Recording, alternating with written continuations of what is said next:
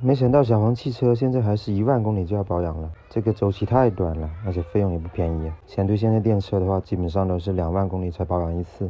比如说我之前开过的比亚迪、极氪001，这些都是2万公里才需要保养的，而且这个 G6常规保养都要360块钱，但可以选择不更换那个空滤，就是252块钱。这个保养费用其实比001还要贵。顺便检查了一下后排异响的问题，然后店员说是因为这个门板卡扣的问题。原来这个也是第一批 G6的通病。我手上拿的这个就是新更换的卡扣，那个师傅拿的那个就是原装的。反正师傅说更换完基本上就不会有异响，同时也让店员给我免费检查了一下电池的健康度。我这个电池的话显示还是100%的电池健康度，但这个检测结果不能拍照片。更换这个门板卡扣还是蛮快的，也就3-5分钟。终于看到小鹏 G6 这个刹车灯了，原来确实不好看，正常应该以 LED 尾灯作为刹车灯的吧。小鹏的这个服务管家还是挺好，非常热情，还送了这个东西，香片、水还有饼干。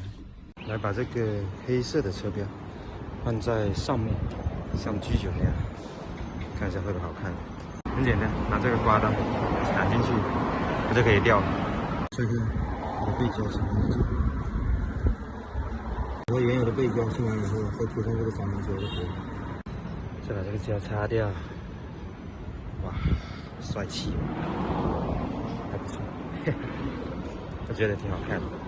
这个角度看的话，这个G6非常帅气。这样看的话就觉得不是很好看，太高了。这样看呢，也觉得很小气。